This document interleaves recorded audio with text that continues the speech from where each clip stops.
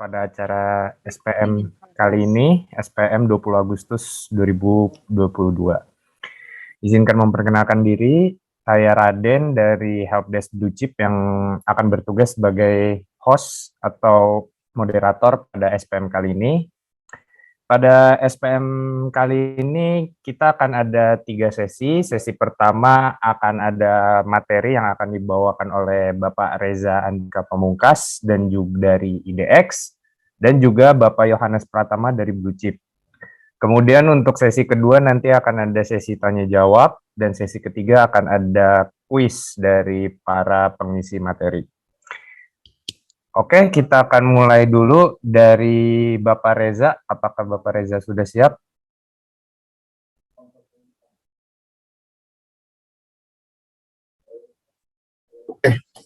Sudah siap, Mas. Baik, silakan Bapak untuk share materinya. Baik, terima kasih Mas Raden. Oke, selamat pagi Bapak Ibu sekalian. Assalamualaikum warahmatullahi wabarakatuh. Salam sejahtera untuk kita semua dan salam sehat ya untuk kita semua. Selamat bergabung di kelas sekolah pasar modal kelas 1 yang diselenggarakan oleh Bursa Efek Indonesia Kantor Perwakilan Jakarta bersama dengan PT Cipayana Sekuritas Asia. Perkenalkan, nama saya Reza Andika Pamungkas, saya trainer dari Kantor Perwakilan Jakarta PT Bursa Efek Indonesia. Jadi, Kantor Perwakilan Jakarta PT Bursa Efek Indonesia ini menjadi supervisi untuk kegiatan-kegiatan edukasi maupun sosialisasi yang berada di wilayah Jakarta, Bogor, Depok, dan Bekasi. Gitu. Nah, untuk sesi pertama kita akan belajar atau kita akan banyak ya, saya akan sedikit sharing ya terkait mengenal investasi, khususnya investasi di pasar modal, gitu ya. Baik, oke, langsung saya share screen-nya dulu. Oke, sudah terlihat ya. Baik, kalau begitu langsung aja kita mulai ya. Bagus sekalian. Jadi kalau misalnya kita ngomong tentang investasi, saya yakin Bapak Ibu sekalian pasti memiliki tujuan-tujuan utama yang menjadi alasan kenapa weekend-weekend ini gitu ya, itu rela gitu ya untuk meluangkan waktu untuk mengenal tentang investasi, khususnya investasi di pasar modal gitu ya. Jadi sebelum kita masuk ke investasi ke pasar modal, kita mengenal dulu ya tentang investasi. Kenapa sih kita perlu investasi gitu ya? Ada 3 tujuan utama yang menjadi alasan kenapa kita perlu investasi. Kalau boleh saya rangkum ya, Bapak-Ibu sekalian. Jadi yang pertama, kenapa kita perlu investasi? Karena ada inflasi nih, Bapak-Ibu sekalian. Jadi inflasi ini, kita udah tahu inflasi itu apa, kenaikan harga barang disertai dengan penurunan nilai mata uang. Tapi kadang-kadang tuh kita suka nggak sadar gitu ya, kalau ternyata ada inflasi gitu ya. Kita suka nggak sadar kalau kok harga-harga barang semakin lama semakin naik ya. Nilai mata uang kita walaupun rupiah baru bukan pecahan, tampilannya gitu ya, itu sudah dikeluarkan sama Bank Indonesia. Barangkali Bapak-Ibu sekalian ada yang udah punya pecahan bukan pecahan, tampilan mata uang rupiah baru sekarang nih, barangkali udah pada punya gitu ya. Tapi sebenarnya tampilannya aja gitu ya yang berubah gitu, tapi kadang-kadang kok nilainya semakin lama semakin turun. Nah, ini karena ada inflasi gitu ya.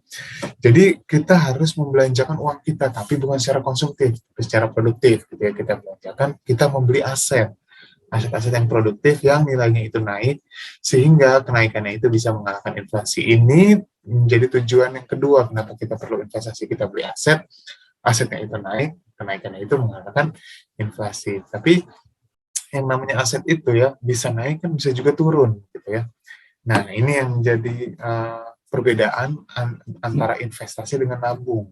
Kalau nabung, kita menyisihkan uang kita taruh, walaupun risikonya itu kecil, tapi kan peluang keuntungannya juga nggak ada gitu ya. Namanya juga kita taruh doang gitu ya. Begitu juga kalau misalnya kita taruh di tabungan, di perbankan gitu ya. Kalaupun ada misalnya bunganya gitu ya, itu bunganya tentu tidak bisa mengalahkan inflasi, seperti itu ya. Jadi walaupun resikonya juga nggak ada gitu, tapi bunganya tidak bisa mengalahkan inflasi. Jadi kalau misalnya investasi, bunganya, keuntungannya itu bisa mengalahkan inflasi, tapi ada faktor risikonya. Ini yang kadang-kadang kita tuh suka luput gitu ya, bahwa kita tuh suka lupa gitu ya, bahwa yang namanya investasi itu pasti ada risikonya gitu ya. Jadi kita cuma ngelihatnya perspektifnya itu untung gitu, kayak gitu tuh. Akhirnya malah jangan-jangan kita jadi lebih mudah untuk terjebak sama investasi-investasi bodong seperti itu ya. Karena kita cuma diiming-imingi sama keuntungannya, tapi kita nggak terlalu perhatiin gitu ya, atau nggak terlalu nyimak gitu bahwa namanya investasi itu pasti ada risikonya kayak gitu ya. Ada risikonya yang kita bisa menyebabkan kerugian. Makanya prinsip utama kalau misalnya kita mau sukses dalam berinvestasi itu kita harus bisa mengelola risikonya kayak gitu ya, supaya kalau kita bisa mengelola risikonya, semakin kita bisa mengelola risikonya, maka semakin kita bisa memperoleh keuntungan dalam berinvestasi. Alasan yang ketiga kenapa kita perlu investasi, kita tidak pernah tahu situasi dan kondisi darurat yang akan kita hadapi di kemudian hari. Tapi mau tidak mau, suka tidak suka, kita harus siap. Gitu ya. Pandemi banyak mengajarkan kita nih bahwa pentingnya ya ternyata kita punya dana darurat yang kita bisa pakai sewaktu-waktu untuk menanggulangi situasi darurat seperti itu ya. Jadi sebenarnya kalaupun misalnya kita belum memperoleh keuntungan dari hasil investasi, setidaknya kita sudah merencanakan keuangan kita dengan lebih baik untuk masa depan kita yang lebih baik juga, seperti itu. Ya, tim Bursa Efek Indonesia sudah hitung-hitungan ya Bapak Ibu sekalian dari berbagai jenis produk investasi, ya jika dibandingkan dengan inflasi ya, dari periode pasar resesi global tahun 2008 sampai dengan tahun ini ya, kira-kira produk investasi apa sih yang bisa mengalahkan inflasi seperti itu ya. Dari luar pasar modal, baik ada di emas maupun deposito, maupun yang ada di pasar modal, produk investasi yang ada di pasar modal seperti obligasi maupun saham. Jadi dibandingkan, ternyata produk investasi yang ada di pasar modal itu menjanjikan peluang keuntungan yang lebih tinggi jika dibandingkan dengan produk investasi yang lain. Tentu kalau misalnya kita mau bisa mengelola risiko dengan lebih baik, dalam berinvestasi, tentu kita harus mengetahui itu karakteristik dari setiap produk investasi yang kita pilih. Seperti misalnya kalau emas, karakteristiknya kan dia mudah untuk diperjualbelikan, gampang ya diperjualbelikan. Terus bersifat nilai dianggap paling rendah risikonya seperti itu. Terus acuan harga emas dalam negeri itu mengacu kepada harga dunia yang pengaruhnya itu biasanya berbanding terbalik dengan kondisi ekonomi di global. Jadi sederhananya kalau ekonomi global itu lagi baik, harga emas justru turun. Tapi kalau ekonomi lagi buruk, harga emas justru naik. Kenapa bisa seperti itu? Karena biasanya orang kalau mau investasi emas itu biasanya dipilih karena dianggap yang paling aman. Jadi kalau misalnya ekonomi lagi buruk, orang akan cenderung untuk cari aman, orang akan beli emas. Tapi kalau ekonomi sudah baik, orang akan cenderung untuk cari untung. Jadi memilih produk investasi lain yang menjanjikan peluang keuntungan lebih tinggi walaupun risikonya juga lebih tinggi. Jadi emasnya biasanya dijual. Makanya emas harganya biasanya turun kalau ekonomi sudah mulai membaik seperti itu. Nah, sebelum kita investasi emas, pertimbangkan juga rentang harga antara beli dengan jualnya. Rentang antara 100 sampai dengan 120 ribu per gram. Jadi itu harus menjadi pertimbangan kita juga. Begitu juga kalau kita mau investasi deposito, kita harus tahu tuh karakteristiknya. Kita juga harus pertimbangkan juga tuh bahwa ada pajak bunga deposito. Berapa pajaknya? 20% dari total keuntungan. Seperti itu ya. Nah, terus kalau mau investasi di obligasi gimana? Nah, ini produk investasi yang ada di pasar modal. Jadi selain saham itu juga ada obligasi. Nah, untuk obligasi ini dibagi dua berdasarkan penerbitnya. Kalau misalnya menerbitkan pemerintah berarti obligasi negara, tapi kalau menerbitkan perusahaan berarti obligasi korporasi. Untuk minimum pembeliannya, obligasi pemerintah itu minimum pembeliannya untuk investor retail itu 1 juta rupiah. Tapi kalau obligasi swasta atau obligasi korporasi itu 1 miliar rupiah. Jadi sangat premium. Seperti itu. Untuk obligasi pemerintah itu berdasarkan tingkat imbal hasilnya, itu untuk yang kita bisa beli sebagai investor retail itu ada 4 jenis ya obligasi pemerintah untuk investor retail. Nah, kalau yang tingkat imbal hasilnya itu floating atau mengambang, itu ada obligasi retail Indonesia sama sukuk retail Indonesia. Tapi kalau imbal hasilnya itu flat dari awal sampai akhir itu tetap, itu ada saving bond retail sama sukuk tabungan, gitu ya.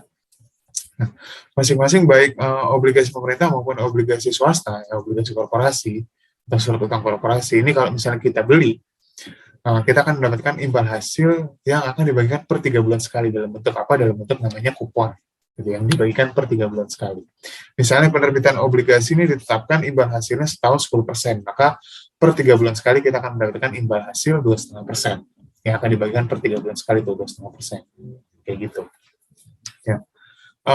Untuk kita bisa menilai risikonya, nah risiko untuk penerbitan obligasi korporasi ini kita bisa lihat dari peringkat surat utangnya yang diterbitkan sama lembaga pemeringkat efek di dalam negeri. Nah, kalau misalnya obligasi negara, itu kita bisa lihat dari peringkat yang ditetapkan terhadap suatu negara, kayak gitu ya. Peringkat yang ditetapkan sama lembaga efek internasional yang ditetapkan terhadap suatu negara. Ada Standard & Poor's, ada Moody's, ada Fitch Rating, gitu ya. Yang dimana untuk Indonesia itu ditetapkan levelnya itu negara layak investasi atau investment grade. Tentu ini harus dijaga mati-matian nih sama pemerintah nih, supaya ratingnya itu tidak turun, karena kalau turun itu bisa menurunkan kredibilitas Indonesia di mata internasional. Jadi investasi di obligasi negara dibilangnya investasi yang hampir bebas risiko. Jadi kalau misalnya Bapak-Ibu sekalian bingung, misalnya punya uang lumayan gitu, terus bingung mau investasi di mana, sambil nyari-nyari tahun dulu, tapi untuk yang agak-agak long term gitu ya, mungkin bisa taruh di obligasi pemerintah, seperti itu. Nah, lumayan lah, risikonya itu rendah, tapi per 3 bulan sekali kita akan melakukan imbal hasil. Nah, seperti itu Bapak-Ibu sekalian ya. Untuk obligasi, sebelum kita investasi di obligasi, pertimbangkan juga pajak imbal hasil obligasi. Berapa pajaknya? 15% dari total keuntungan.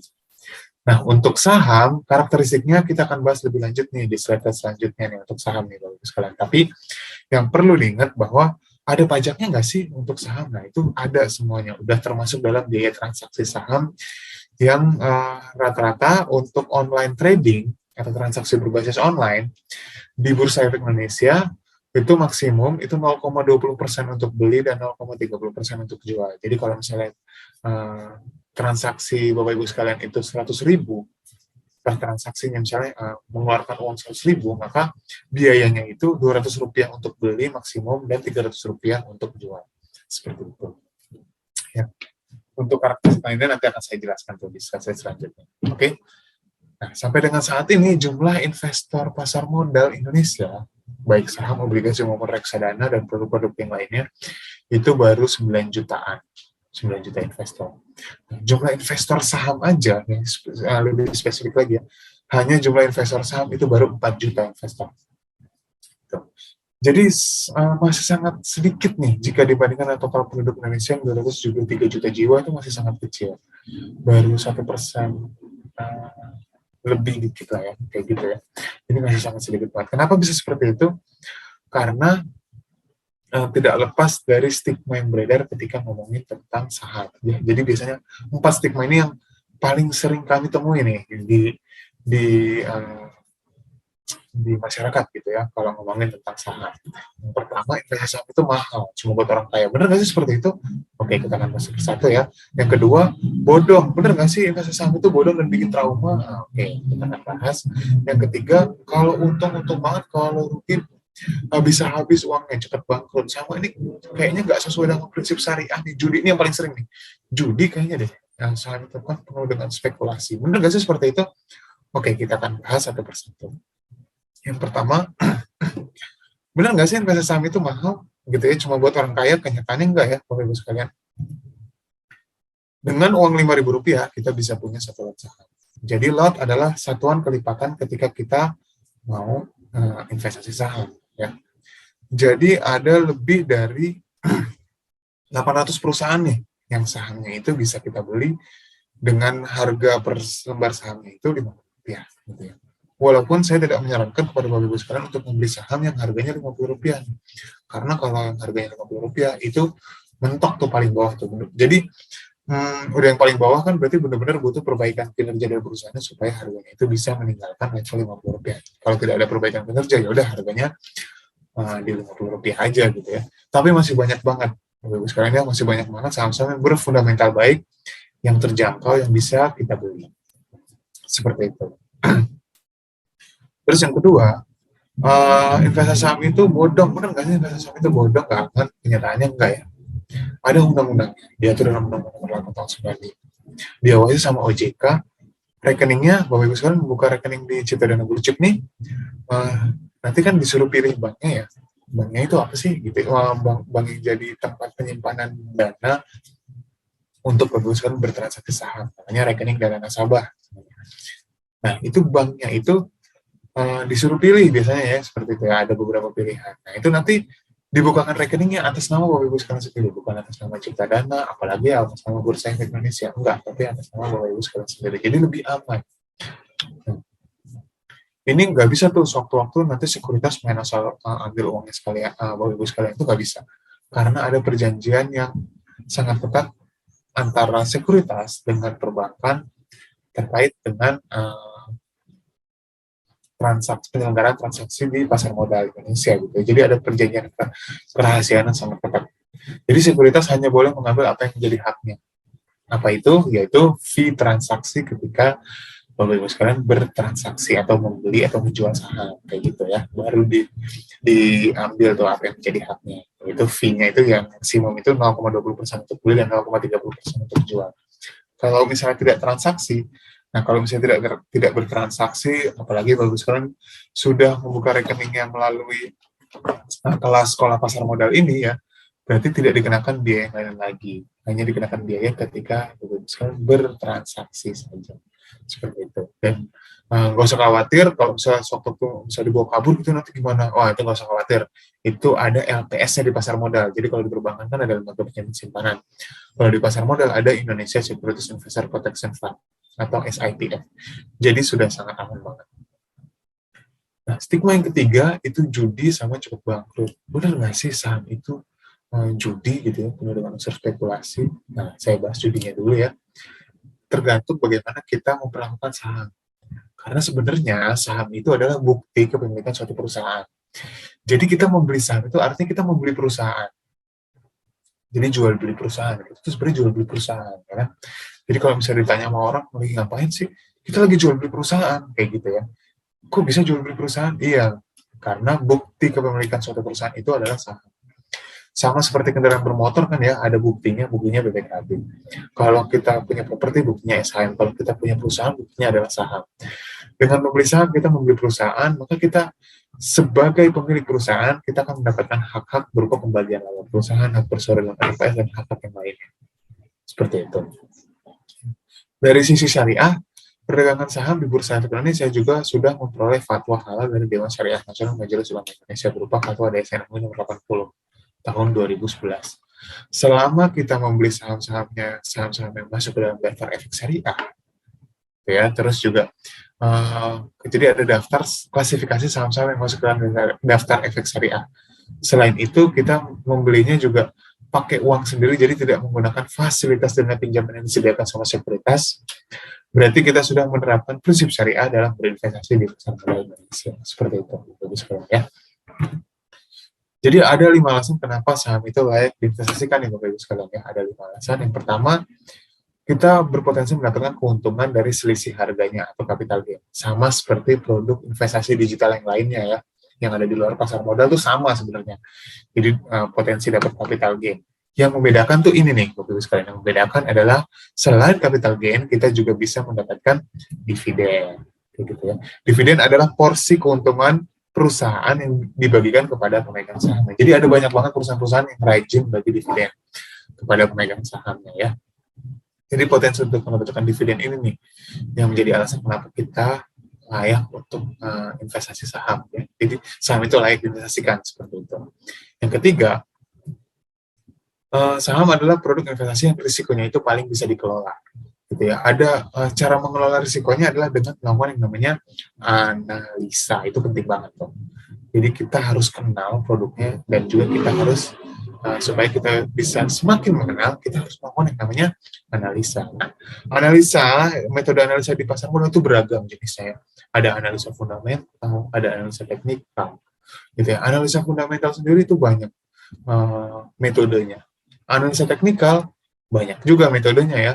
Nah, ada yang lazim bukan lazim sih, ada yang paling sering digunakan gitu ya, ada yang MA25 ya, MA60 dan sebagainya ya, itu banyak. Ada juga yang kayak metode-metode analisa teknikal yang lain lah yang bisa Bapak sekalian pelajari gitu ya, baik secara otodidak maupun mengikuti berbagai metode berbagai kelas-kelas yang diselenggarakan baik oleh Citadana ya, Citadana Buci itu sering banget tuh bikin kelas-kelas. Bayar nggak sih?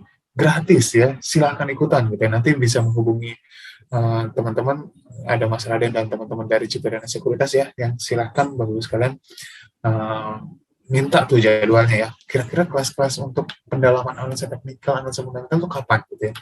Nah itu mereka tuh sering tuh bikin-bikin kelasnya.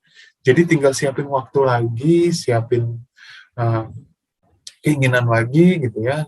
Nah, terus untuk pantengin tuh, untuk kelas-kelasnya supaya kita bisa mengelola risiko dengan lebih baik ketika bertransaksi saham. Gitu.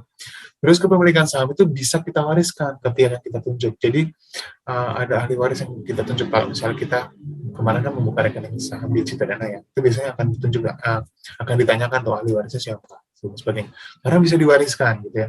Jadi selama perusahaan itu masih ada, kita bisa tetap kepemilikan kita tuh di perusahaan itu tuh tetap ada sampai kapanpun ya, seperti itu. Makanya kalau misalnya sahamnya juga saham-saham yang kategori halal gitu ya, atau saham-saham berbasis syariah, itu bisa menjadi mahar pernikahan ya, dalam agama Islam itu bisa menjadi mahar pernikahan seperti itu.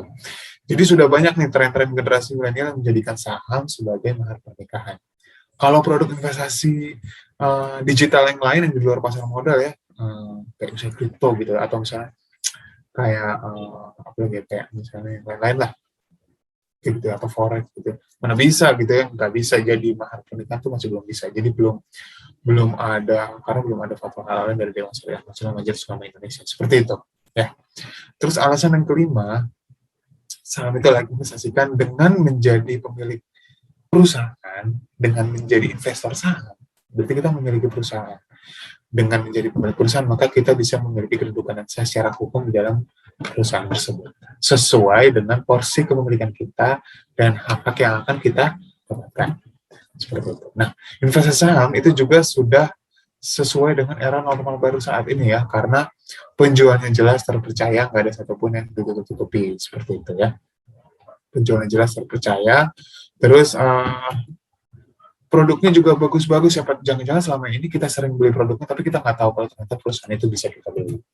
Berarti terus gampang banget didapatkan ya.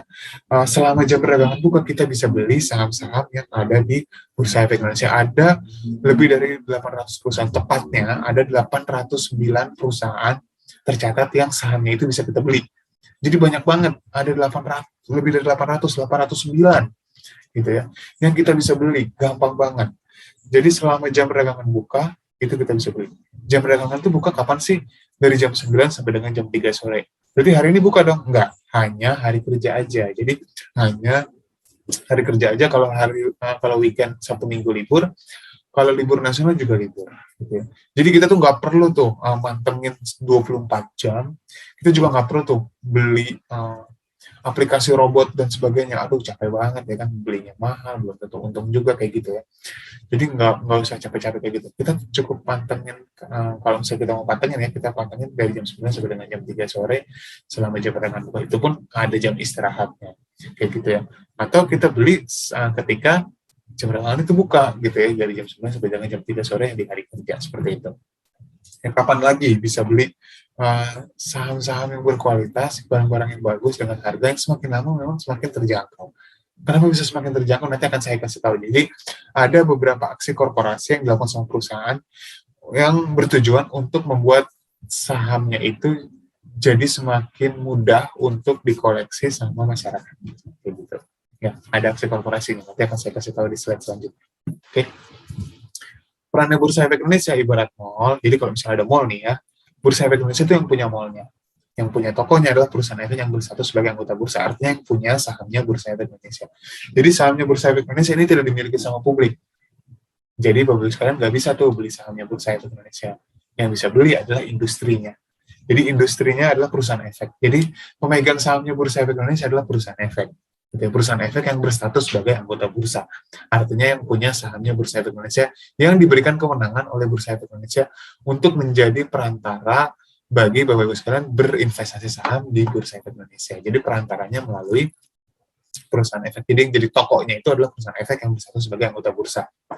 barang-barang diperdagangkan, barang-barang perusahaan tercatat dalam bentuk saham ataupun obligasi, yang jadi pembelinya adalah investor. Investor ini investor retail kayak kita, investor individu, ada juga investor institusi kayak asuransi, dana pensiun maupun perusahaan. Jadi Bursa Efek Indonesia ini ibaratnya yang punya maunya. Setiap keuntungan yang didapatkan oleh Bursa Efek Indonesia ini akan dikembalikan lagi kepada industri untuk kemajuan industri pasar modal, seperti itu. Ya. Jadi saat ini sudah ada 809 nih perusahaan tercatat. Ya paling gampang gimana nih kalau misalnya, soalnya kalau 809 kayaknya banyak banget ya sih, bingung pilihnya kayak gitu ya. Nah inilah pentingnya untuk kita melakukan screening. Ya screening itu yang paling gampang adalah pilih saham yang produknya itu paling sering kita pakai, itu yang paling gampang kayak gitu. Screening awal seperti itu. Saya suka produknya, saya pakai. Saya suka produknya, saya pakai produknya, atau saya tahu lah perusahaan itu seperti apa, produknya itu seperti apa. Nah itu yang saya pilih. Ya, itu yang paling gampang kayak gitu ya. Sebelum kita pakai metode analisa yang lain. Jadi analisa paling sederhana itu pilih saham yang paling kita kenal deh perusahaannya kayak gitu ya. Nanti setelah itu kita bisa pakai analisa-analisa yang lain. Kayak gitu. Ya. Misalnya ini sebagai contoh aja ya, bukan saya kasih rekomendasi, karena saya nggak boleh kasih rekomendasi nih Bapak Ibu sekalian. Yang boleh kasih rekomendasi itu teman-teman dari Cipta Dana Blue Chip itu ada Mas Jordan, ada Mas Raden, itu boleh untuk kasih rekomendasi. Tapi tetap rekomendasinya itu dari tim risetnya, ada disclaimer-nya kayak gitu ya, bahwa keputusan investasi itu tetap berada di tangan Bapak Ibu sekalian kayak gitu ya. Jadi rekomendasinya juga nggak main asal, beli nih Bapak Ibu sekalian, beli saham ini akan naik, enggak. Tapi tetap dilakukan perhitungan secara riset kayak gitu ya. Nah misalnya nih Bapak Ibu sekalian membeli saham, ini contoh aja ya, misalnya Bapak Ibu sekalian membeli saham BCA, harga saham BCA misalnya Bapak Ibu sekalian udah beli dari tahun 2017, harganya itu masih 3.000 waktu itu ya. Harganya itu masih 15.000 waktu itu, 15.175. Nah, sekarang harga sahamnya berapa? Harga sahamnya sekarang 7.900. Kok turun dari 15.000 ke 7.900? Nah, ini jadi manajemen BCA tahun 2021 kemarin itu melakukan aksi korporasi namanya stock split. Jadi dipecah jumlah sahamnya 1:5. Tujuannya apa sih? Tujuannya manajemen BCA itu ingin harga saham BCA itu lebih terjangkau. Jadi lebih banyak investor yang bisa beli. Makanya dilakukan stock split atau dipecah jumlah sahamnya, nominalnya 1:5. Yang harganya harusnya 39.000, sekarang harganya harganya jadi 7.900 kayak gitu ya. Jadi kalau misalnya kita mau apple to apple dari tahun 2017 harganya sebelum stock split itu 15.000, maka harga saham sekarang kan udah di stock split nih, coba dikali 5 dulu. Nah itu keuntungannya. Jadi dalam 5 tahun itu sudah mengalami keuntungan 160%, atau setiap tahunnya itu keuntungannya 32%. Seperti itu ya. Nah, ini saya ingin kasih satu alat bantu lagi untuk Bapak Ibu sekalian screening ya, untuk memilih saham berdasarkan kriteria yang Bapak Ibu inginkan, namanya indeks. Jadi ada 7 indeks yang ingin saya kenalkan. Sebenarnya Bursa Efek Indonesia itu sudah membuat banyak indeks ya, tapi yang ingin saya kenalkan itu ada 7 ya. Jadi Bapak Ibu sekalian bisa lihat ya, indeks-indeks yang ada di Bursa Efek Indonesia itu di websitenya idx.co.id di bagian produk, di bagian indeks ya. Jadi ada 7 yang ingin saya kenalkan. Yang pertama adalah indeks harga saham gabungan atau IHSG. Isinya adalah seluruh saham-saham yang ada di Bursa Efek Indonesia, ada 809. Terus ada indeks saham syariah Indonesia. Isinya adalah seluruh saham-saham yang masuk ke dalam kategori saham-saham syariah. Ya, berdasarkan fatwa halal DSN MUI, diklasifikasikan sama OJK namanya daftar efek syariah. Nah, daftar efek syariah ini, kalau misalnya Bapak Ibu sekalian mau lihat aja di indeks saham syariah Indonesia. Itu isinya adalah saham-saham yang masuk dalam daftar efek syariah. Seperti itu. Lalu kemudian saham-saham yang paling liquid yang dibilangnya saham-saham blue chip ya. Yang saham-saham yang paling sering ditransaksikan oleh investor, ini adalah saham indeks LQ45. Isinya ada 45 saham-saham yang kapitalisasi pasarnya besar, fundamentalnya baik, dan paling sering ditransaksikan oleh investor. Kapitalisasi pasar itu adalah harga saham dikali jumlah saham yang dicatatkan. Jadi salah satu indikator untuk kita bisa melihat seberapa besar skala perusahaan itu lihatlah dari sisi kapitalisasi pasarnya. Seperti itu. Jadi semakin besar kapitalisasi pasarnya, sebenarnya semakin besar skala perusahaan. Walaupun kita juga bisa melihat dari sisi asetnya. Tapi indikator yang paling gampang ya salah satunya adalah lihatlah dari sisi kapitalisasi pasarnya. Seperti itu. Lalu selanjutnya saham-saham syariah terpilih di Jakarta Islamic Index. Isinya ada 30 saham-saham yang paling saham-saham syariah yang paling sering ditransaksikan oleh investor dan berkapitalisasi pasar besar, serta berfundamental juga baik, serta paling sering ditransaksikan oleh investor, gitu. Terus saham-saham yang pertumbuhan paling tinggi, Bapak Ibu sekalian bisa lihat di indeks IDX Growth 30. Di sini ada 30 saham-saham yang fundamental baik dan dari sisi persentase pertumbuhan pendapatan itu yang paling tinggi, seperti itu. Terus saham-saham yang rajin bagi dividen, Bapak Ibu sekalian bisa pilih di indeks IDX HIDIF 20. Di sini 20 saham-saham yang keuntungan dividennya tinggi dan selalu membagikan dividen dalam 3 tahun terakhir. Nah, yang paling baru adalah indeks ESG Leaders 20. Isinya adalah 20 saham-saham yang baik dari sisi lingkungan, sosial, maupun tata kelola perusahaan. Nah, isinya ada 20 saham-saham yang kapitalisasi pasarnya besar atau tinggi dan juga sering ditransaksikan oleh investor. Terkait sama indeks ESG Leaders ini nanti akan dijelaskan lebih detail oleh teman-teman Cipta Dana, begitu ya. Jadi terkait sama ESG ini sendiri seperti itu. Oke. Bursa Efek Indonesia memiliki fungsi pengawasan ya untuk menciptakan rasa aman dan nyaman investor dalam berinvestasi di pasar modal. Jadi tidak hanya Bursa Efek Indonesia ya, tapi SRO. SRO itu Bursa Efek Indonesia dan anak-anak usaha Bursa Efek Indonesia. SRO itu ada 3 ya. Ada Bursa Efek Indonesia, ada KPEI atau Clearing Penjaminan Efek Indonesia, dan Kusodian Sentral Efek Indonesia. Gitu ya. Self-regulatory organisasi, jadi organisasi yang berdiri sendiri. Biaya transaksi untuk operasional kami itu didapatkan dari biaya transaksi saham. Ya, jadi sudah ada porsi dari ketika Bapak Ibu sekalian bertransaksi saham ya, yang 0,20% untuk beli dan 0,30% untuk jual, itu ada porsi yang dibagikan untuk BEI, KPEI maupun KSEI ya. Itu yang dinamakan SRO. Seperti itu. Ya. Jadi kami menjembatani kepentingan investor maupun perusahaan tercatat untuk menciptakan pasar modal yang teratur, wajar, dan efisien, serta kredibel. Seperti itu. Nah, ini fungsi-fungsi pengawasan yang Bapak Ibu sekalian perlu ketahui. Ini. Yang pertama, kami membatasi pergerakan harga saham kalau misalnya turun. Ya, ada auto rejection bawah, naiknya juga dibatasi. Tapi yang dibatasi lebih ketat selama pandemi itu ketika turun. Nah, nanti saya akan kasih tuh penjelasan lebih detail terkait auto rejection bawah di slide setelah slide ini. Ya. Jadi ada beberapa kebijakan-kebijakan yang kami buat ketika selama pandemi COVID-19 ya, untuk menciptakan rasa aman dan nyaman investor dalam berinvestasi di pasar modal Indonesia. Seperti itu. Terus juga kami menginformasikan loh kepada investor bahwa kalau misalnya ada pergerakan saham yang tidak wajar, itu kami informasikan ini tidak sesuai loh dengan fundamentalnya, jadi harus hati-hati buat para investor yang mau bertransaksi di saham ini. Kalau misalnya Bapak Ibu mau tahu bentuk pengumuman itu seperti apa, silahkan di-scan QR code itu ya. Silahkan di-scan. Itu bentuk pengumumannya itu seperti apa sih? Nah, itu kita bisa lihat. Lalu selanjutnya, kalau misalnya harga saham itu fluktuatif banget, terus sampai membuat IHSG itu mengalami penurunan secara signifikan, ini kami juga bisa menghentikan pasarnya. Jadi semua sahamnya itu kami hentikan sementara, ada yang namanya trading halt. Ya, ada trading halt yang pertama kalau IHSG-nya itu turun 5%, trading halt yang kedua kalau masih turun lagi 10%, ada juga dihentikan di hari itu, besoknya baru dimulai kembali, namanya market suspension, kayak gitu ya. Jadi disuspensi pasarnya. Selain seluruh pasar, kami juga bisa menghentikan perdagangan saham, persatuan saham itu bisa juga. Kalau misalnya untuk beberapa aturan, misalnya yang berkaitan sama fundamentalnya, misalnya tidak mengikuti ketentuan-ketentuan yang sudah ditetapkan oleh Bursa Efek Indonesia, atau pergerakan harga sahamnya itu tidak sesuai dengan fundamental, jadi dalam rangka cooling down, itu kami juga bisa menghentikan sementara perdagangan saham. Seperti itu. Ya, terus juga ada Bapak Ibu sekalian bisa loh memonitor portofolio, misalnya punya reksadana di mana aja, punya saham di mana aja, punya obligasi di mana aja gitu ya.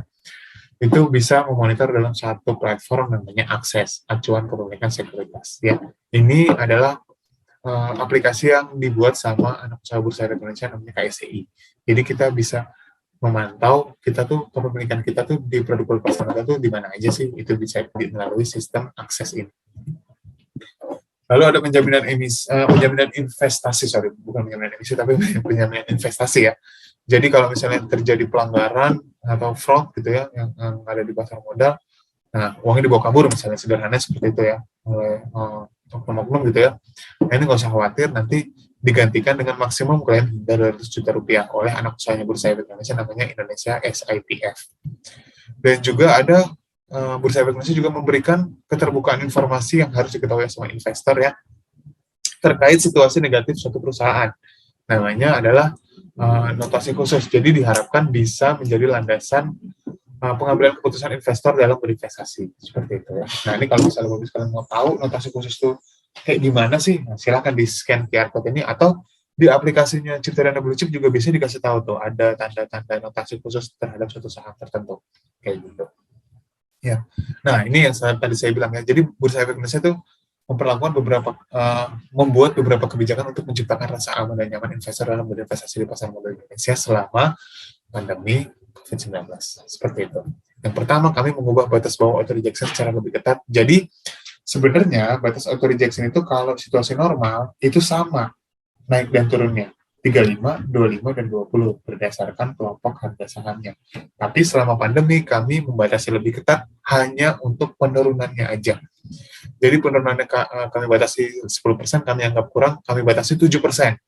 Dari tahun 2020 kemarin sampai dengan saat ini itu maksimum 7%.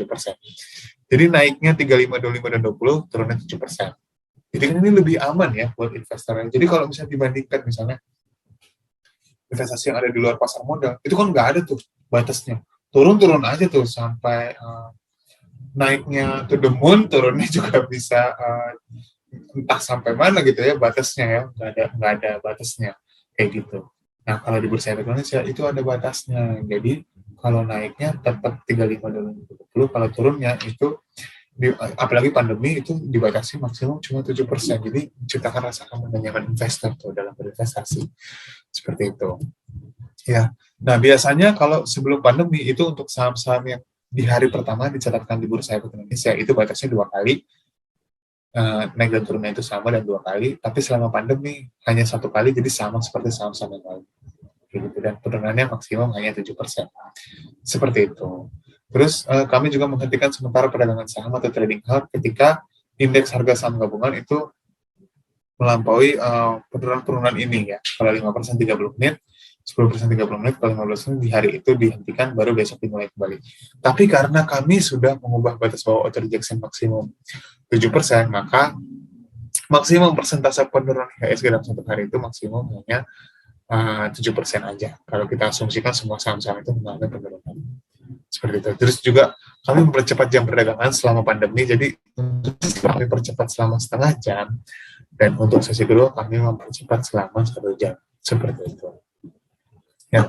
Oke, sebelum Bapak Ibu sekalian memulai investasi di pasar modal Indonesia, tentu perlu mengetahui biasanya kesalahan-kesalahan apa sih yang sering dilakukan sama investor-investor pemula atau investor yang baru pertama kali berinvestasi saham atau berinvestasi di pasar modal Indonesia.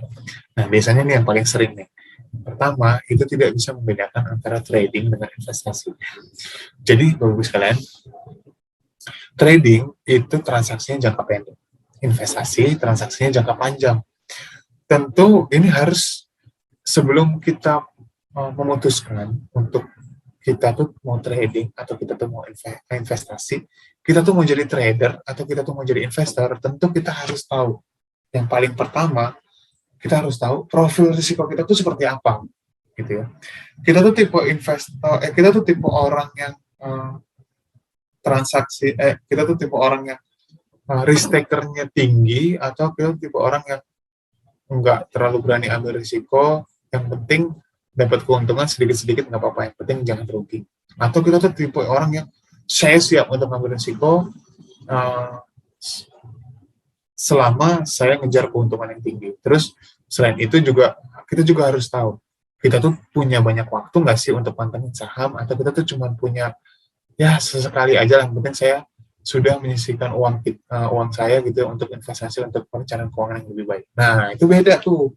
Kalau kita tipe orang yang siap risk taker sejati dan punya banyak waktu, berarti bagus kalian seorang trader, pas untuk jadi seorang trader. Tapi kalau misalnya eh, saya nggak mau ngambil risiko gede-gede deh, yang penting keuntungannya tuh lumayan lah, konsisten kayak gitu ya, sedikit-sedikit nggak apa-apa, yang penting konsisten.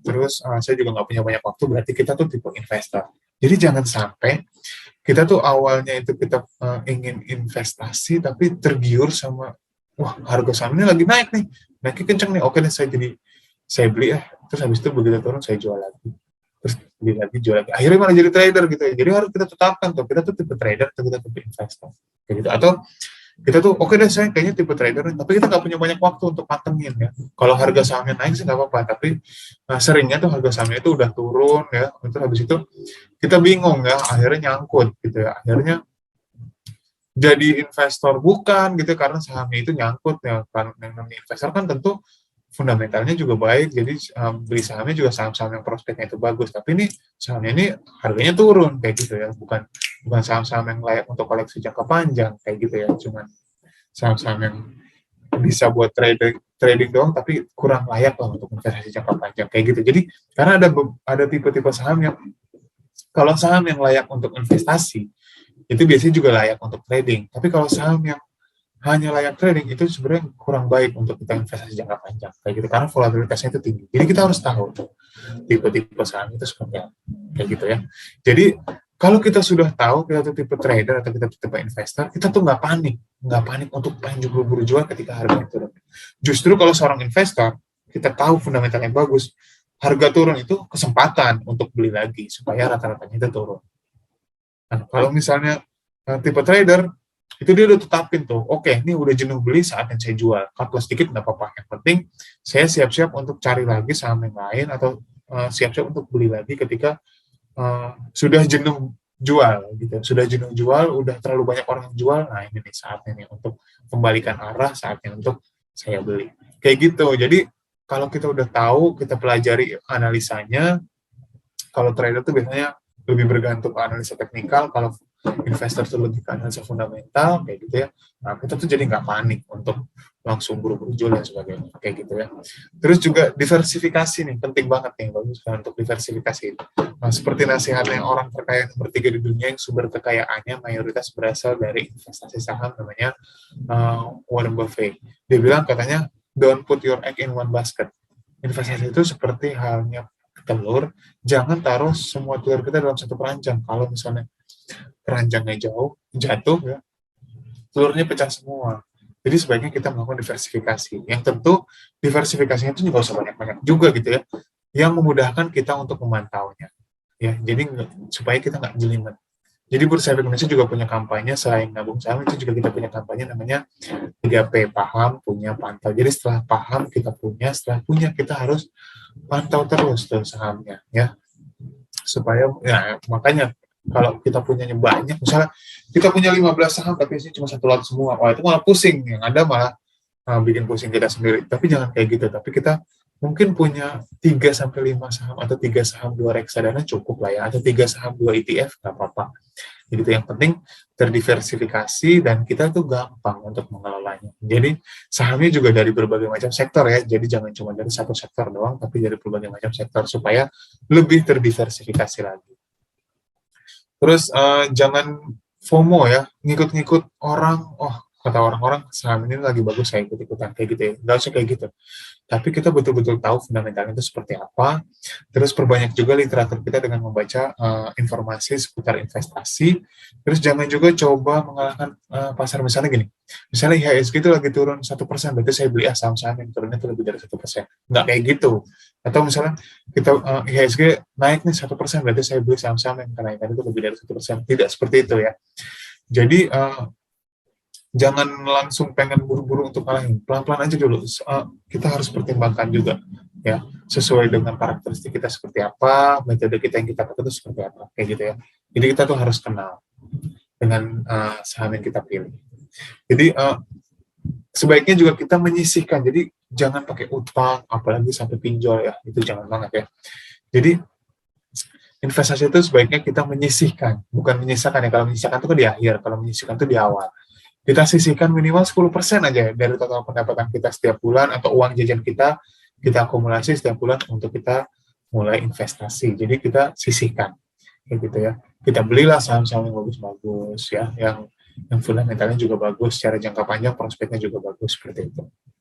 Ya, nggak usah nafsu juga untuk langsung borong semuanya di awal, pelan-pelan aja dulu ya, sambil belajar dulu ya. Kalau misalnya masih takut untuk pakai uang uang sendiri, mungkin kita bisa pakai virtual account gitu ya. Itu banyak banget sekarang ya, banyak aplikasi-aplikasi yang menawarkan virtual account untuk transaksi saham ya. Yang penting adalah kita tuh tidak mudah untuk terjebak iming-iming orang-orang yang menjanjikan peluang keuntungan yang tinggi. Itu harus hati-hati tuh, bahwa kita tuh harus tahu tuh karakteristik dari saham-saham yang kita pilih, kayak gitu ya. Terus harus hati-hati juga untuk mengetahui informasi dari media sosial ya. Jangan sampai kita kena pom-pom. Pom-pom tuh maksudnya kita tuh dimanfaatkan oleh orang-orang yang sebenarnya nyebar rumor yang tujuannya adalah mendapatkan keuntungan dari kerugian orang lain, kayak gitu ya. Saat orang-orang beli dijual, kayak gitu. Dia ternyata jualan ya kan, nggak taunya orang-orang pada beli, habis itu dicuekin gitu aja. Akhirnya nggak jelas. Itu harus hati-hati tuh. Seperti itu. Terus jangan juga coba untuk menebak gerakan saham ya tanpa dibekali sama uh, instrumen investasi yang mumpuni, maksudnya instrumen analisa yang mumpuni ya, atau kita paham metode analisa yang paling paling benar, dan pahami bahwa setiap hal itu pasti butuh proses. Makanya nggak usah pengen buru-buru untuk untung-untung juga. Yang paling penting adalah kita bisa mengelola risiko dengan lebih baik. Seperti itu. Sedikit tips lagi dari saya sebelum Bapak Ibu sekalian memulai investasi di pasar modal ya. Tentukan batas investasi sesuai dengan kemampuan kita ya. Kita tuh misalnya makanya Bursa Efek Indonesia menyarankan kita menyisihkan 10%. Kalau saya bisa 15% atau 20% boleh nggak? Boleh. Yang penting jangan paksa. Kayak gitu ya. Apalagi sampai pakai uang kuliah kalau untuk masuk, jangan kayak gitu ya. Jadi memang betul-betul kita sisihkan aja, pelan-pelan aja dulu ya. Pahami tujuan investasi supaya bisa semakin memotivasi kita untuk tetap terus berinvestasi. Terus kenali juga profil risiko kita itu seperti apa sih? Tadi yang saya bilang ya, tipe trader atau tipe investor. Terus pelajari berbagai alternatif investasi yang ada yang di pasar modal, ada yang di luar pasar modal, supaya kita bisa memilih produk investasi yang paling tepat, yang sesuai dengan karakteristik kita.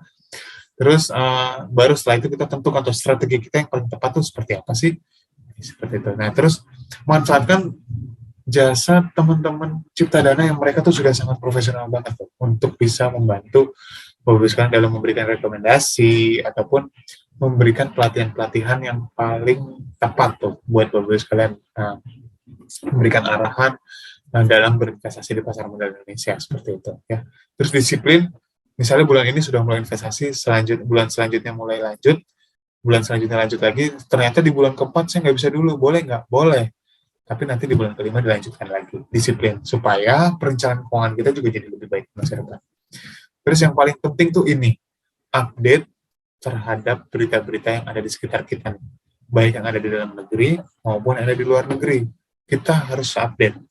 Siapa tahu berita-berita itu berhubungan dengan saham-saham perusahaan-perusahaan yang kita pilih, atau berhubungan dengan sektor-sektor perusahaan yang sahamnya itu kita beli, kayak gitu ya. Jadi update berita ini penting supaya kita bisa memilih produk investasi mana yang prospeknya itu lagi bagus, dan kita juga bisa menghindari produk investasi mana yang prospeknya itu lagi kurang baik. Seperti itu. Ya. Kalau mau tahu lebih lanjut, Bapak-Ibu sekalian bisa follow media sosial kami ya. Ada Facebook, Twitter, Instagram, YouTube, dan juga ada TikTok juga. Untuk Instagram, kalau Bapak-Ibu sekalian mau tahu acara-acara yang terjadi di daerah Jakarta, Bogor, Depok, dan Bekasi, Bapak-Ibu sekalian, selain follow Instagramnya Bursa Efek Indonesia di @Indonesia Stock Exchange, Bapak-Ibu sekalian juga boleh silahkan follow Instagramnya Kantor Perwakilan Jakarta Bursa Efek Indonesia di @dx_jakarta. Baik, demikian dari saya. Terima kasih. Saya kembalikan lagi kepada Mas Raden. Silakan. Terima kasih Pak Reza atas sharing ilmunya. Semoga bisa diserap semua oleh Bapak dan Ibu ya. Selanjutnya kita akan ada materi selanjutnya itu yang akan dibawakan oleh Bapak Yohanes. Apa Bapak Yohanes sudah siap?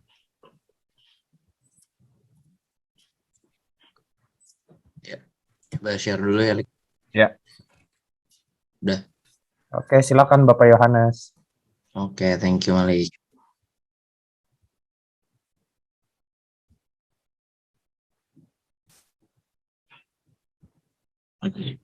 Selamat siang Bapak Ibu semua. Perkenalkan saya Yohanes, Retail Marketing dari Ciptadana Sekuritas.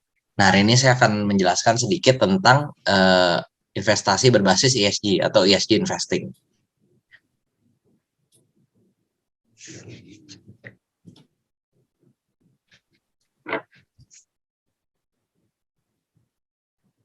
Nah, oke.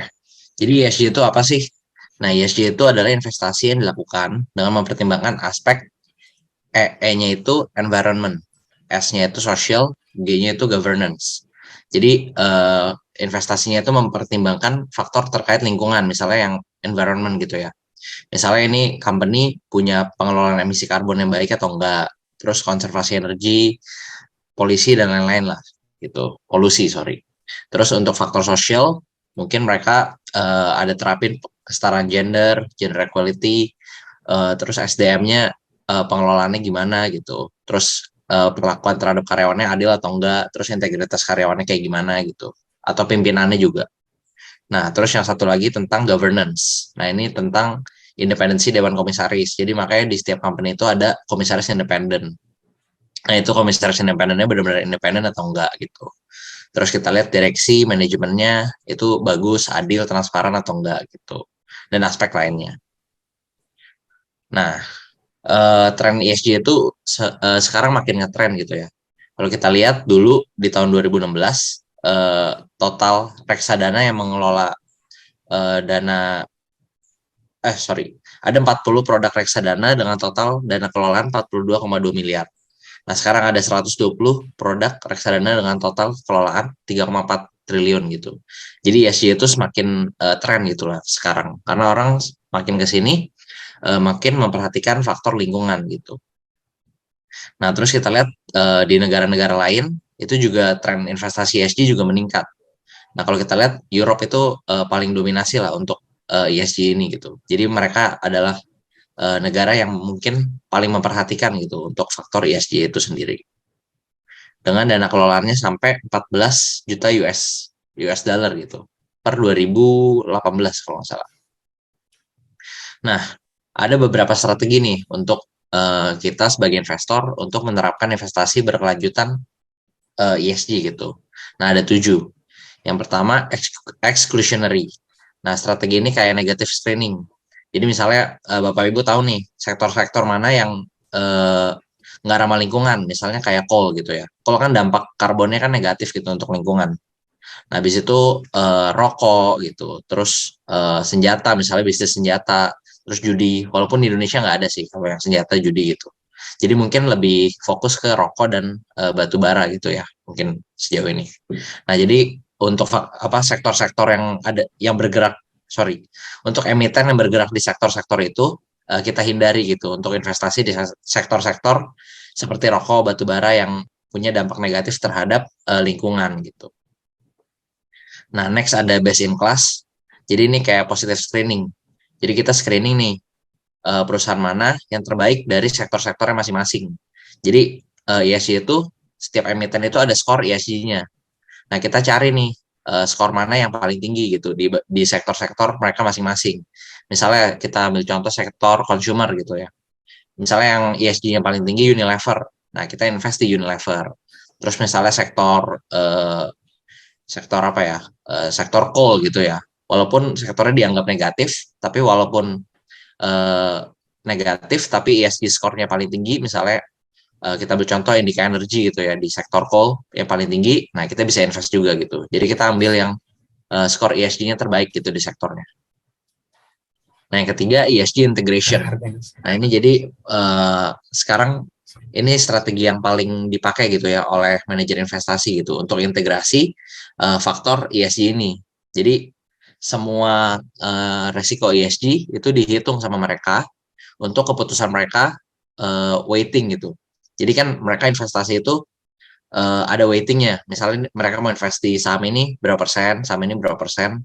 Nah, itu disesuaikan dengan ESG score mereka sendiri gitu.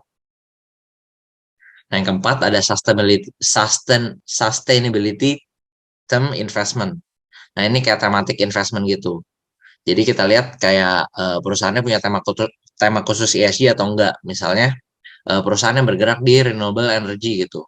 Misalnya yang produksi solar panel gitu kan. Itu kan termasuk sektor yang ramah lingkungan gitu, yang menggunakan yang bergerak di bidang yang nggak punya emisi karbon yang tinggi misalnya gitu. Dan dampak dampak untuk lingkungannya baik gitu.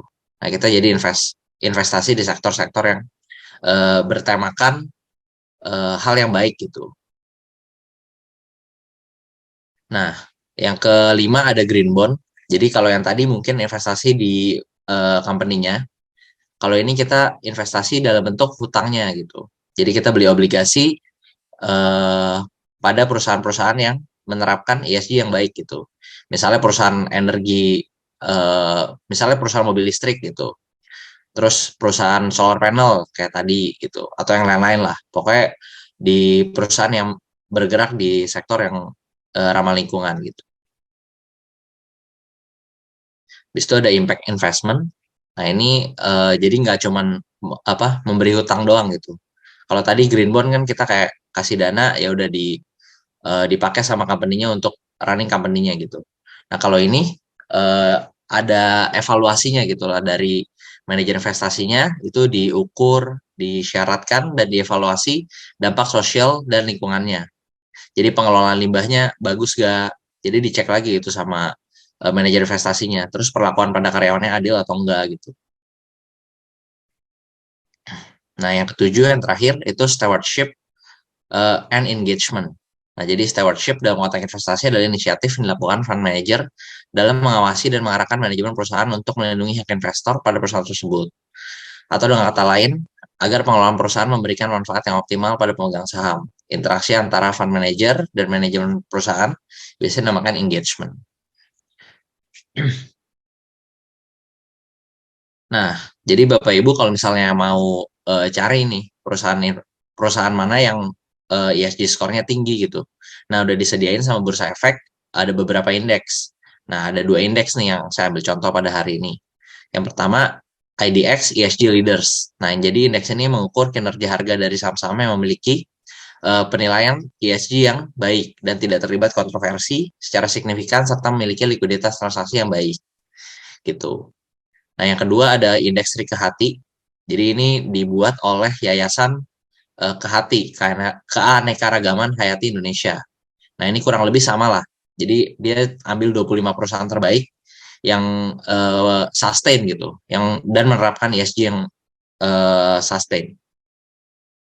Nah, ini contoh 30 saham yang ada di IDX ESG Leader. Nah, mungkin Bapak Ibu pernah notice gitu ya, saham-saham kayak S1R, terus kayak BCA, BNI, BRI, Mandiri gitu ya, yang kita kenal, BSD, Ciputra. Nah, ini company-company yang menerapkan ESG yang baik gitu. Nah, ini yang kedua ada indeks Rikehati. Nah, jadi ini di-review, kalau Rikehati itu di-review setiap 6 bulan sekali. Jadi setiap 6 bulan itu ada yang dikeluarkan, ada yang dimasukkan gitu. Jadi saham-sahamnya berubah-berubah terus setiap 6 bulan, karena di-review, dievaluasi setiap 6 bulan. Kalau yang ESG Leaders, kalau nggak salah setiap 5 bulan. Nah, mungkin untuk ESG cukup demikian. Nah, saya mungkin mau jelasin tentang product introduction. Jadi, mungkin Bapak Ibu ada yang udah buka-buka aplikasi Blue Chip. Nah, mungkin saya lebih elaborasi sedikit mengenai fitur-fitur yang ada di Blue Chip. Nah, ini Blue Chip Secret Sauce. Jadi, kenapa Blue Chip itu menarik gitu ya? Karena kita punya low fee. Nah, fee buy kita itu di 0,15%, fee sell di 0,25%. Jadi ya cukup kompetitif lah di market lah. Terus fast registration flow. Jadi untuk registrasi kita udah bisa full online registration. Nggak perlu pakai hard copy lagi, paper base gitu, udah nggak lagi. Selama pakai RDN BCA gitu. Terus bisa trading anywhere, karena kita udah tersedia di mobile gitu ya. Jadi bisa dibuka di mana aja. Terus safe and secure. Jadi kita bisa memastikan dana Bapak Ibu pasti aman gitu ya di Blue Chip, karena dijamin juga oleh Kesei dan Kepay. Nah, terus user friendly interface. Jadi mungkin kita udah lakukan research lah sebelum bikin aplikasi Blue Chip ini gitu ya. Jadi menurut kita tampilannya itu cukup user friendly lah, cukup mudah digunakan. terus low deposit atau micro investing. Jadi kita punya deposit yang rendah, apalagi Bapak Ibu yang ikut SPM, itu bisa mulai investasi dari 100.000 aja gitu. Jadi kita nggak patok tinggi-tinggi gitu untuk pertama kali memulai investasi, kita mulai dari yang kecil aja dulu.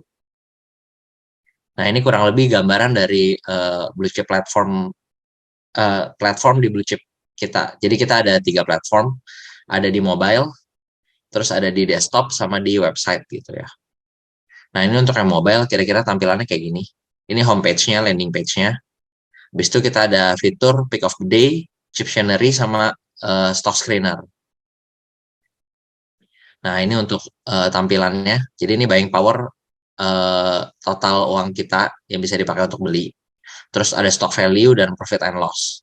Ini yang floating ya. Terus di sini ada IHSG performance dari 1 day sampai 5 year. Habis itu ini yang foreign domestic summary udah ini sih, udah nggak gimana update. Karena kan dari kebijakan bursanya kan udah menutup kode broker gitu ya.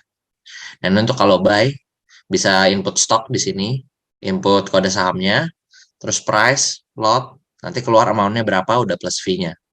Jadi udah plus fee, jadi udah nggak usah dihitung-hitung lagi sama fee-nya. Nah, kita tinggal compare gitu ya, amount kita beli sama buying power-nya masih cukup atau enggak gitu. Nah, ini untuk portofolio kira-kira tampilannya kayak gini. Terus ini kita bisa lihat chart juga di dalamnya. Tinggal diklik nanti ada kolom chart, kita bisa lihat chartnya. Habis itu running trade juga keluar, sama ada order list. Jadi order yang udah done itu kita bisa lihat di sebelah kanan. Nah, ini feature yang ada di Blue Chip. Namanya Pick of the Day. Nah, jadi kita punya research team itu ada 9 atau 10 orang lah. Nah, mereka cover setiap sektor yang ada di IDX gitu ya. Nah, di sini ada 5 segmen gitu ya. Yang pertama daily. Jadi itu secara teknikal kita punya technical analyst itu rekomend 4 saham nih setiap hari. Jadi Ibu Bapak bisa ngelihat setiap hari itu ke-update gitu ya, saham apa yang menarik untuk di trading hari ini gitu, untuk diinvestasikan hari ini. Terus yang kedua ada stok. Nah, kalau stok itu per saham gitu ya. Jadi setiap saham kan ada rilis laporan keuangan setiap 6 bulan, 3 bulan, sorry, quarterly. Nah, itu biasa analis kita tuh bikin report, target price-nya di berapa gitu. Terus kenapa reasoning dibalik target price segitu gitu. Misalnya karena net income-nya naik, terus atau bebannya turun, atau gimana gitu. Nah, yang ketiga ada sektor. Nah, ada leading sektor, ada laggard sektor. Jadi ada sektor yang lagi bagus, ada sektor yang lagi jelek. Misalnya pas COVID kemarin, sektor yang lagi bagus misalnya farmasi, terus kayak rumah sakit gitu ya, itu kan sektor yang lagi leading. Nah, biasa analis juga bikin view gitu, tentang sektor yang lagi bagus atau enggak gitu. Terus strategik, ini kira-kira apa ya, gambaran IHSG selama 1 tahun ke depan, kira-kira gimana lah strategiknya.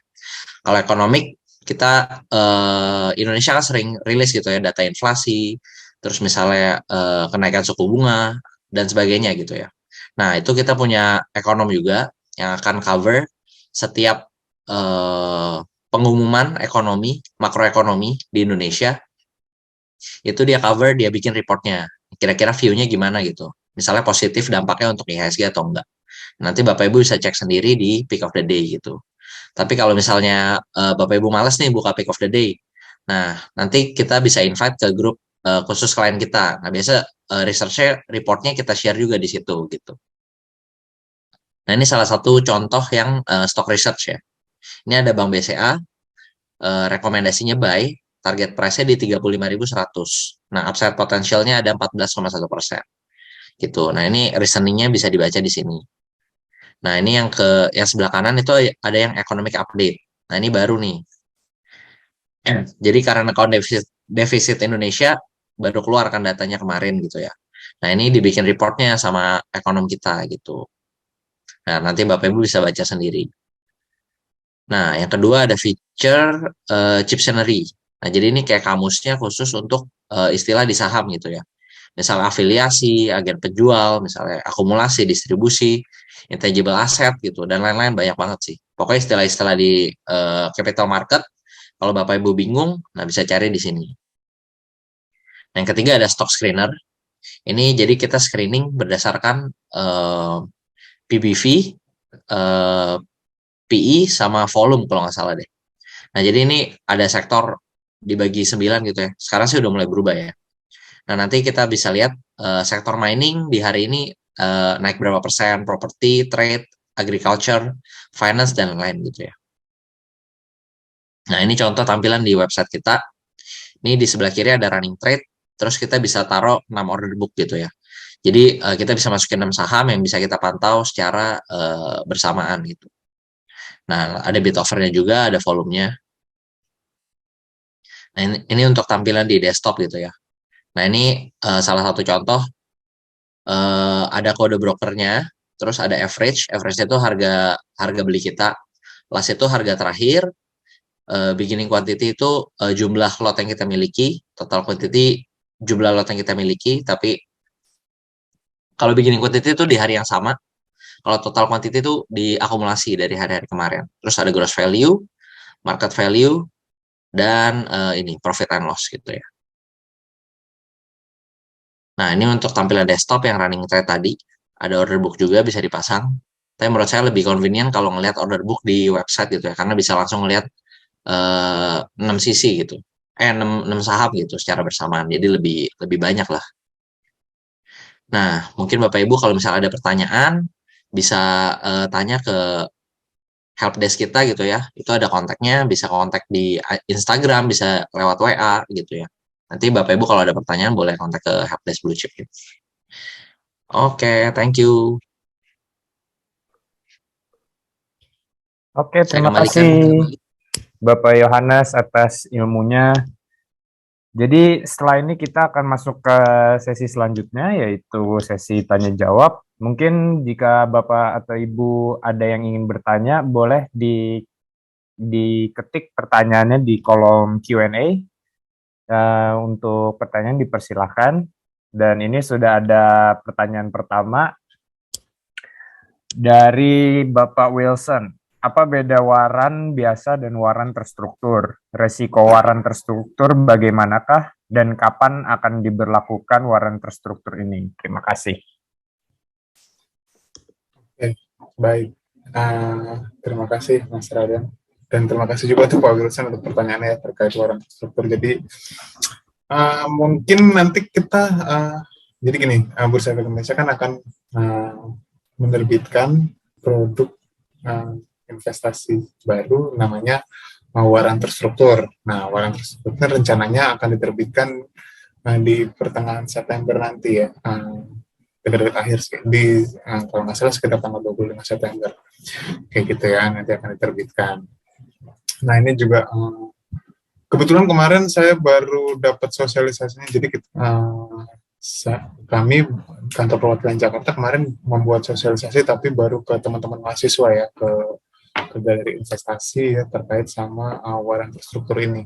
Dan ini banyak antusiasmenya juga lumayan nih untuk waran terstruktur ini, karena kebanyakan sih pada nanya bedanya dengan waran biasa itu apa dan sebagainya gitu. Jadi mungkin saya jelasin secara sederhana, nanti mungkin Pak Wilson bisa follow media sosial kami, nanti kalau misalnya ada sosialisasi terkait sama waran terstruktur ini, nanti bisa ikutan gitu ya. Jadi saya bahasnya sedikit aja ya, karena ini kan sesinya kan sesi lebih ke untuk SPM dasar ya. Kalau waran terstruktur kan buat yang investor yang lebih ini ya, lebih sudah mendapatkan pengetahuan yang lebih dalam lah tentang pasar modal kayak gitu kalau untuk waran terstruktur. Jadi seperti yang kita tahu ya, kalau waran itu kan adalah opsi untuk membeli saham. Jadi kalau misalnya ada batas waktunya ya, Bapak Ibu sekalian. Jadi kalau misalnya batas waktunya itu jatuh tempo nih, kita harus pilih nih mau dijual atau kita mau tebus untuk jadi saham. Ibaratnya kalau misalnya pemerintah bagi-bagiin kupon misalnya kupon untuk bagian beras kayak gitulah, analoginya seperti itu. Jadi ini mau ditebus nggak nih jadi beras nih kayak gitu. Jadi sampai batas waktu tertentu. Nah itu waran kayak gitu. Nah terus kalau waran terstruktur tuh bedanya apa? Kalau waran terstruktur tuh nanti ada batas waktunya juga, tapi kalau misalnya sudah sampai batas waktu, itu kita bisa mendapatkan keuntungan dari selisih harganya. kayak gitu. Jadi kalau misalnya kita beli di harga misalnya harga saham A nih misalnya 6.800, terus kemudian kita udah netapin untuk opsi beli selama seminggu ke depan misalnya harga jadi 7.200 misalnya kayak gitu ya. Ternyata harga sahamnya itu kemudian naik terus sampai ke 7.800, maka kita akan mendapatkan keuntungan selisih dari 7.200 ke 7.800 itu yang jadi keuntungan kita kayak gitu. Nah, terus kalau waran biasa itu kita belinya persatuan. Jadi berdasarkan uang kita belinya persatuan. Tapi kalau waran terstruktur ini kita bisa beli dengan menggunakan yang namanya ada leverage-nya. Jadi dengan modal yang lebih sedikit kita misalnya bisa membeli produk waran terstruktur nih yang aset dasarnya misalnya saham-saham indeks LQ45 atau salah satu saham di indeks LQ45 tanpa harus mengeluarkan modal seperti yang diberlakukan untuk indeks tidak sesuai dengan, tidak harus misalnya harganya sekitar segitu, nggak harus kayak gitu gitu. Jadi bisa lebih murah jatuhnya seperti itu. Nah, nanti penjelasan lebih detailnya nanti bisa dijelaskan lebih detail sama divisi pengembangan bisnis ya, sama divisi yang lain di Bursa Efek Indonesia. Jadi Bapak Pak Wilson sama Bapak Ibu sekalian mungkin bisa pantengin Instagramnya kami, Kantor Perwakilan Jakarta Bursa Efek Indonesia, atau Instagramnya Indonesia Stock Exchange untuk ikutan sosialisasi terkait waran terstruktur ini supaya bisa dapat informasi yang lebih jelas seperti itu. Ya, mudah-mudahan menjawab masalahnya. Oke, terima kasih Pak Reza. Selanjutnya ada pertanyaan, Pak, boleh share rule mengenai trading? Oke, share rule mengenai trading ya. Rule-nya tadi sudah saya sampaikan tuh untuk tradingnya ya. Maksudnya untuk tradingnya, jadi yang kalau untuk harga saham 50 sampai dengan 200 itu ada auto rejection atasnya 35%. Terus untuk 200 sampai dengan 5.000 tuh 25%, dan di atas 5.000 tuh 20%. Kayak gitu ya. Terus untuk open demand itu maksimum 7%. Seperti itu sih kalau untuk trading diberlakukan di jam 9 sampai dengan jam 3 sore selama pandemi. Seperti itu ya. Mungkin dari sisi cipta dananya nih, mungkin dari Mas Raya ini bisa menambahkan, atau dari teman-teman cipta dana, seperti apa fee jual, fee belinya, terus cara transaksinya seperti itu mungkin ya. Silakan. Ya, kalau misalkan di blue chip itu sendiri, Pak, untuk fee beli itu sebesar 0,15%, kemudian untuk fee jual sebesar 0,25%, kemudian untuk minimal deposit kita nggak terlalu besar ya, jadi 100.000 itu, dengan 100.000 itu kalian udah bisa mulai bertransaksi jual beli saham. Dan ya paling untuk itu sih, itu aja sih Pak, kalau misalkan ini untuk aturan di blue chip. Mungkin seperti itu ya, mudah-mudahan menjawab. Nah, mungkin kalau bisa ditunjukkan gitu cara belinya gitu mungkin Mas Raden, dari aplikasinya. Kalau untuk dari aplikasi, jadi pertama itu kita masuk ke klik di bagian trade-nya dulu, kemudian masukkan PIN, kemudian diklik untuk bagian buy untuk membeli atau sell untuk menjual, kemudian menginput stok yang ingin dibeli atau dijual, input jumlah lotnya, nanti akan keluar tuh harganya dan kemudian bisa langsung di order aja. Nanti begitu sudah match baru barang tersebut sudah dimiliki atau sudah terjual. Seperti itu. Paling. Mau nambahin dikit, mungkin nanti Bapaknya boleh kontak ke helpdesk, nanti kita bisa kirimin user guideline-nya kali ya. Nanti di user guideline kan cukup jelas gitu instruksi untuk transaksi, terus fitur-fiturnya gitu. Nanti ada semua sih di user guideline. Mungkin boleh kontak ke helpdesk aja, Pak. Oke. Untuk pertanyaan, masih ada lagi Bapak dan Ibu sekalian? Kalau, ada nih satu. Dari Teja Endra Engcu. Apakah sekarang semua transaksi dikenakan materai, mengapa tidak dikenakan untuk transaksi 10 juta ke atas? Untuk transaksi sepertinya masih ya, untuk transaksi yang sehari dalam 1 hari. Bukan, dalam transaksi ya, per transaksi itu kecuali kalau lebih dari 10 juta itu baru dikenakan materai, tapi kalau di bawah 10 juta itu tidak dikenakan materai. Setahu saya seperti itu, masih tetap diberlakukan seperti itu kok, Pak Teja. Gitu. Mungkin Mas Raden atau teman-teman dari Citadana mau nambahkan? Pak Yohanes, silahkan. Ya, kalau kita di blue chip sih belum dikenakan ya biaya materai ya sampai saat ini sih Pak. Jadi untuk TC masih belum dikenakan materai sampai saat ini sih. Untuk di blue Berapapun chip. transaksinya? Iya Pak, di atas 10 juta masih nggak ada biaya materai sih seingat saya Pak ya. Oke, jadi nggak ada biaya yang lain-lain lagi ya. Nah, kalau misalnya di sekuritas yang lain paling ada beberapa yang mengenakan tapi di atas transaksi 10 juta per transaksi gitu ya, ada yang kayak gitu, ada yang mengenakan. Tapi kalau misalnya ini kan promo berarti ya dari Citadana, jadi nggak dikenakan biaya. Jadi mudah-mudahan menjawab tuh Pak Teja ya.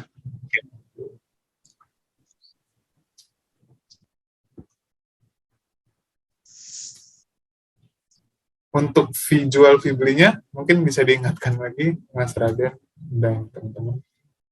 Oh ya, untuk fee jual kami di Blue Chip itu sebesar 0,25% dan fee beli itu sebesar 0,15%, tidak ada biaya lain-lainnya. Dan untuk dana menetap di RDN itu 10.000 saja. Minimum 10.000. Ya, dana menetapnya saja. Minimum 10.000 dan tidak dikenakan biaya yang lagi gitu ya. Betul. Ya, silakan Bapak dan Ibu, satu pertanyaan terakhir. Terakhir, ada lagi? Kalau misalkan tidak ada, kita akan lanjut ke sesi selanjutnya, yaitu sesi kuis.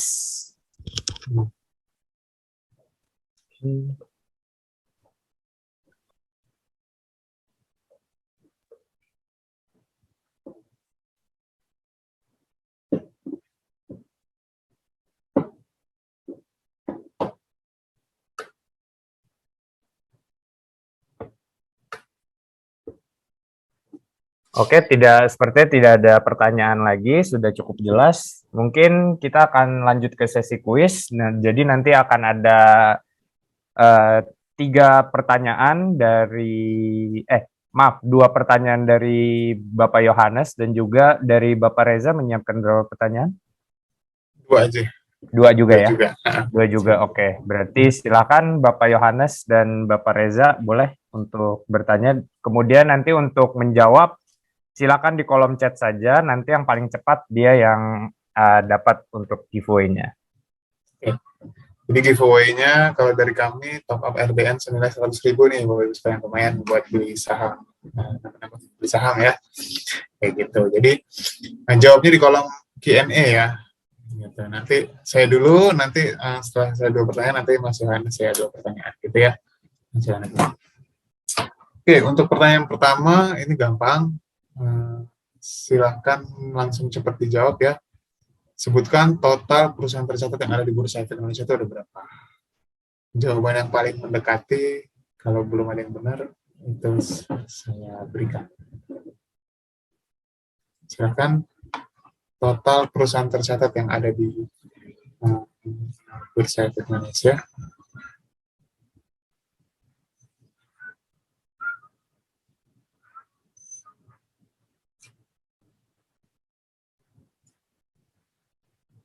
Ada? Dijawabnya di Q&A. Q&A. Iya.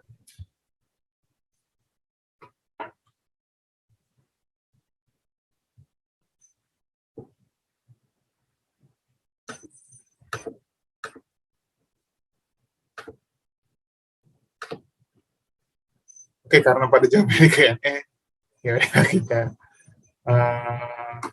menanyakan dijawabnya di Q&A, jadi ya udah nggak apa-apa, kita cari jawabannya di Q&A aja ya Mas Raden ya. Jadi dengan Ibu Diana tuh yang paling betul ya, paling cepat itu 809. Selamat ya untuk Ibu Diana.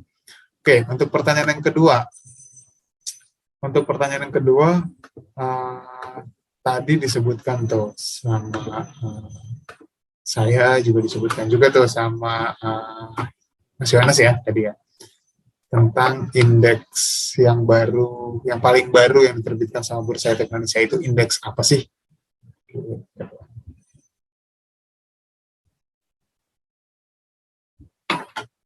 Indeks yang paling baru itu indeks apa?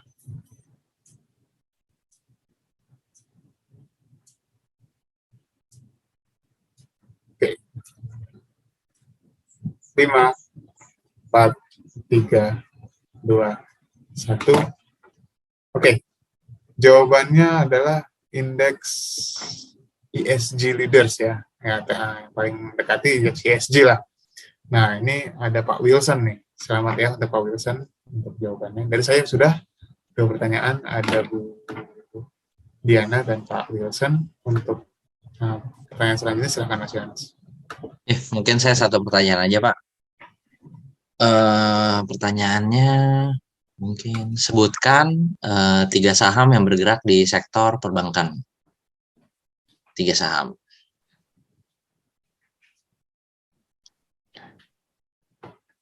Tadi mungkin ada di indeks Serikahati, itu kan saya ada mention nih beberapa saham yang perbankan gitu.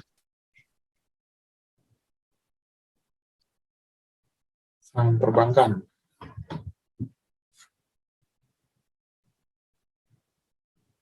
Ya. Silahkan, udah ada tuh dipilih pemenangnya.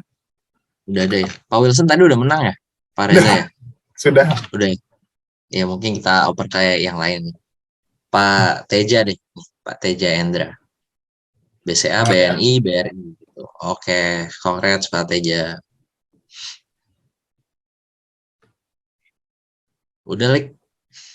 Oke, untuk terima kasih Bapak Yohanes dan juga Bapak Reza sudah mengisi materi dan juga memberikan kuis.